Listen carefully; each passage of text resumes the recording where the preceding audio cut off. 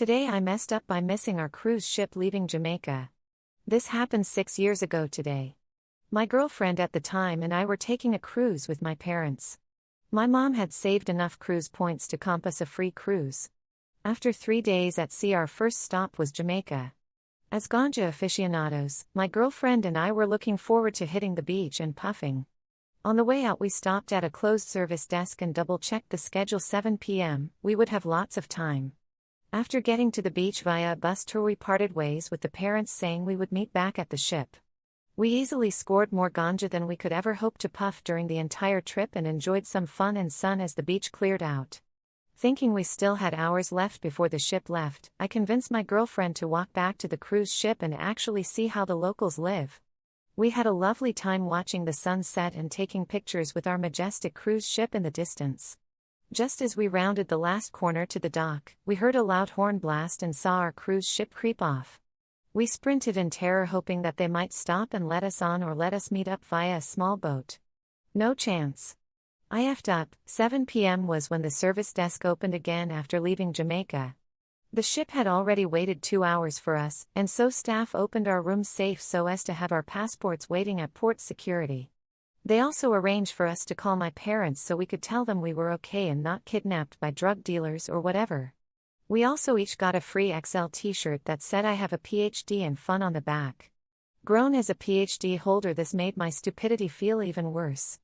Thankfully, the cruise line had arranged a taxi and a reservation at a hotel. They wanted us to take a flight back to Florida the next morning and call it quits. However, using my remaining cell battery and free spotty Wi-Fi, I managed to book us a flight to Kingston to Grand Cayman to catch up with the cruise ship and finish the cruise. Oh, and that was the night my wife and I got engaged.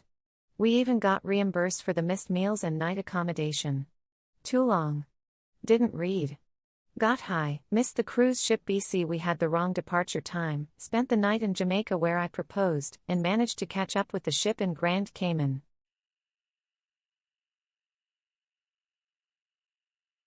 Today I messed up by gluing a mug to my kitchen counter. I broke a Starbucks mug. I collect them and this one is discontinued, so I decided to super glue it back together. The pieces wouldn't stick together. I don't know what I did wrong. During the process, though, I got the super glue tube stuck on my hand. So I had to soak it in acetone, and after 10 minutes, I finally got it off. Meanwhile, the mug pieces were slowly drying to the counter. I came back to a whole mug, a mug handle, and a piece of ceramic glued to my counter. It wouldn't budge. I finally got the mug up. It ripped off the top of the granite. Still not sure how to fix that. I spent an hour soaking the pieces in acetone and scrubbing. It didn't work. I finally bought Goof Off and spent 30 minutes with a box cutter. I finally got the pieces up. Now I have slivers of my counter's finishing missing. And I still have a broken mug. Anyway, I'm never buying super glue again. I cannot be trusted with strong adhesives. Too long. Didn't read. I failed to glue my broken mug together. But I managed to get the whole mug glued to my granite counters. I got it up, but I no longer have intact granite counters.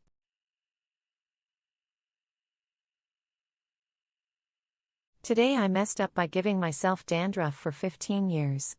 When I was a kid, I would shower and immediately go to bed without drying my hair. I also had dandruff issues since I could remember.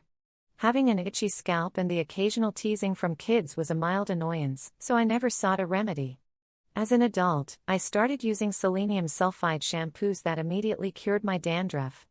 It became my daily shampoo for the next 15 years. Somewhere along the line, I also started showering earlier so my hair would dry to avoid bedhead.